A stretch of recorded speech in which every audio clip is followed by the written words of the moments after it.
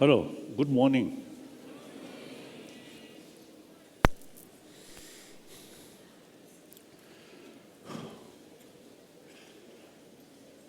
Since when I give some talks or here, quite a number of sort of people usually come. So then I thought those tourists used to spend a few days here. I thought maybe one sort of meeting.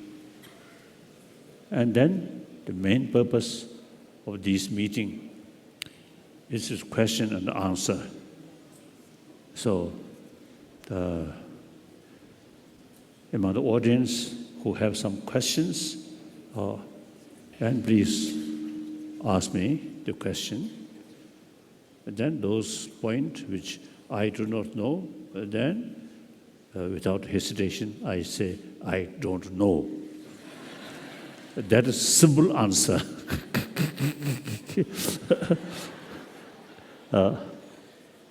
So at the beginning, I usually used to share some of my main, also the interest or main concern. Firstly, we are part of humanity, part of 7 billion human beings. Now, today's reality, each individual of 7 billion, their future very much related with the big human community, that is 7 billion human beings. In ancient time, we Tibetan, inside Tibet, behind these Himalayan mountains, we something like self-support. So no concern, although we always pray entire sentient being, but realistically, we don't care what happened outside. I think you Indian also, you see, not much they care about the outside of India. And the European, you also, you see, not much pay attention about what happened in Asia or Africa and Latin America. Now that thinking outdated. We must think entire 7 billion human beings' future. Because you see everything interdependence. And on top of that, global warming. You see no differences of national boundary or religious boundary. Entire humanity now facing these global, certain sort of what's the natural disaster due to global warming. In the modern global economy, no, there's no boundary. So now, I feel a lot of problem which we are facing is with too much emphasis, the importance of one's own nation, one's own religious group. Through that way, I think a lot of problem, which essentially our own creation. Every day, television or news, a lot of killing in the name of even religion and name of different nationality. So even you see, recently, I think a few days ago in Kasa, the Bangladesh, Kasa, the Muslim community there, they have temporary sort of the arrangement. I saw one elephant come. Then everybody shouting. that becomes news. Human being killing another human being. Now, not much news. It's something quite normal. I think we human beings, basic human nature, now some scientists say basic human nature is more compassionate, they say. And there are sufficient reasons. And even our daily life, everybody, the day, you see, we received some sort of affection from other with smile. That day you feel much calm. The morning you met someone who really is showing you angry face. That day, or you experience one sort of good fight with one human being, that whole day you may not feel calm. So here, peaceful mind, calm mind, very much related with our inner mental attitude. Too much sort of self-centered attitude. Me. That automatically creates distrust, other. If you develop, we are same human being, same human brothers, sisters, then you feel much sort of much ease, like that. I usually, as a practitioner of, altruism, karuna, mahakaruna, so wherever I go, I always feel I'm meeting another human being, human brother. I never sort of feel I'm something different. I never feel that. When I was young, when I visit Peking, and as well as I visit in Delhi, more formality. That time, sometimes I become very nervous. Nowadays, that's completely gone. Whenever I meet people, I feel we are same. We are same human brothers, sisters. So that, me personally also, is really very, very helpful to keep peace of mind. So therefore, compassion is, I think, very, very useful for our own person. Some people have the feeling practice of compassion is good for other, oneself not necessarily some benefit. That's totally wrong. Practice compassion, karuna, first benefit go to the practitioner himself or herself. Then automatically the other people also, they then appreciate or feel some positive thing. So I often ask audience, anyone among the audience who prefer angry face? I don't think.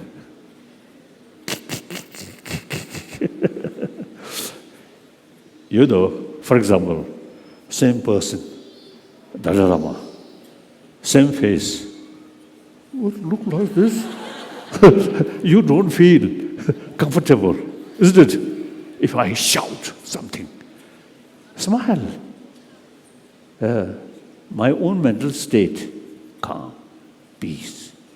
Then you also, enjoy that, isn't it? If majority of you prefer angry face, then I'm trying to practice anger. Then future, more angry face. Like that. Even dogs, cats also appreciate if we show them sincere sort of feeling towards them. They also appreciate in their eye something different. In spite of you feeding them, but showing negative face, some dogs can make distinction. The sincere affection to them, or not much sort of affection. So therefore, the affection, love, I think every sort of social animal appreciate that. And then more important is a lot of trouble we are facing. Like now here, this moment in Yemen, in some African country, and now some Palestinians now, they are really facing some problem. These are our own creation.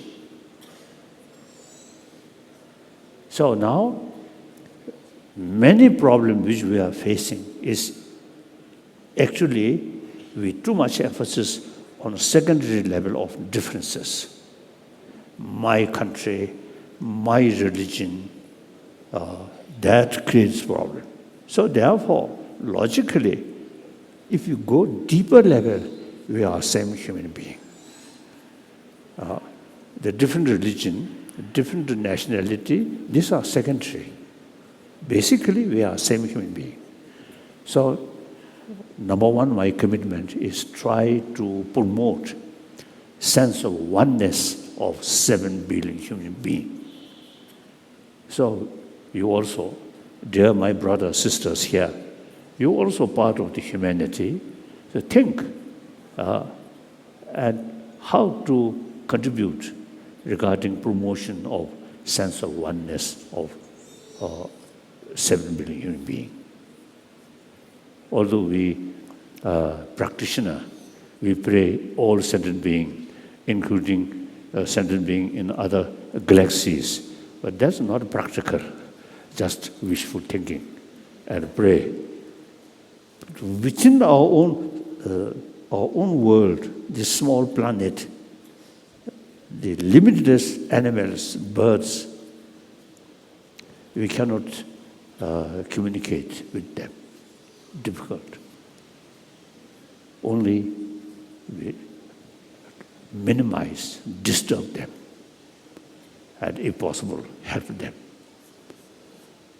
So finally, only 7 billion human beings, we have a human language. We can communicate. The same human brain, same human mentality or emotion. So we can share some of our experience to other human brothers, sisters.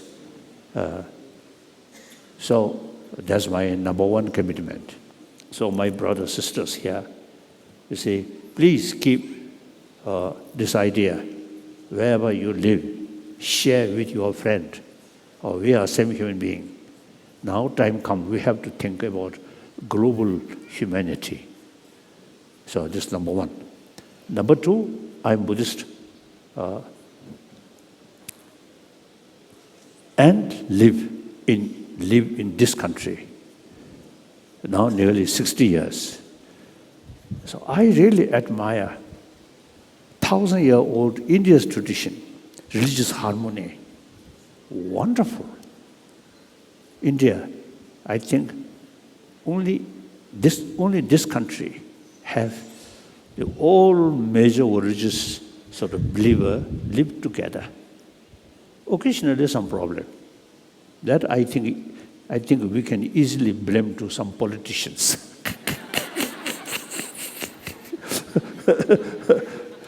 But basically, I think this country, over 3,000 years, religious harmony there.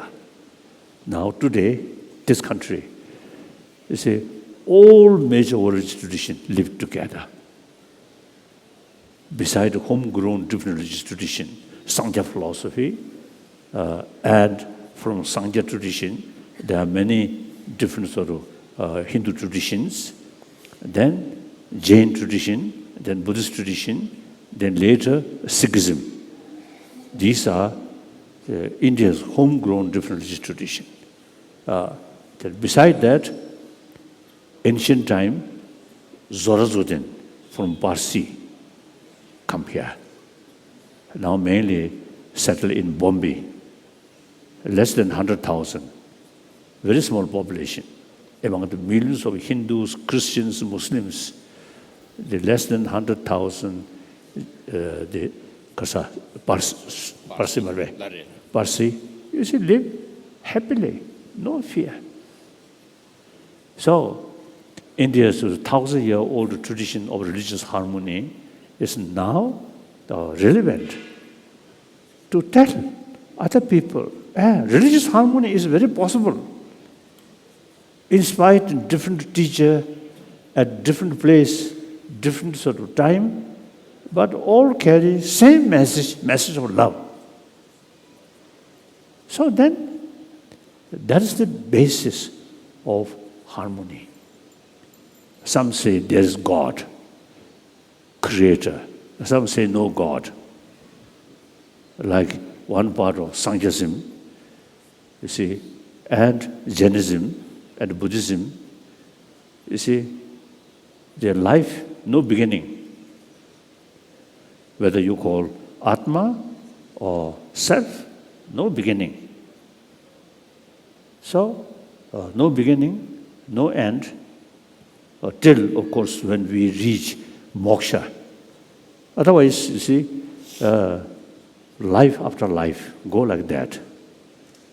So, mainly these three Indian tradition, Sankhya philosophy, Jain philosophy, Buddhist philosophy, no creator, but rather self-creation.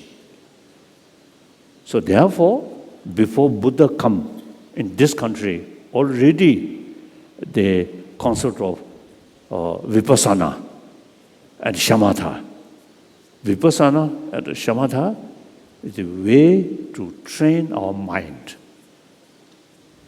the way to transform our mind, our emotion. So these are homegrown religion. Then Judeo-Christian tradition and Islam, mainly these are, you see, their basic sort of faith is creator. That also very nice. See, those people, all those sort of people who believe creator, they all, you see, describe creator, God, infinite love. We all children of that kind of a father. So that also very powerful. Think seriously. 7 billion human beings created by one God. That is infinite love.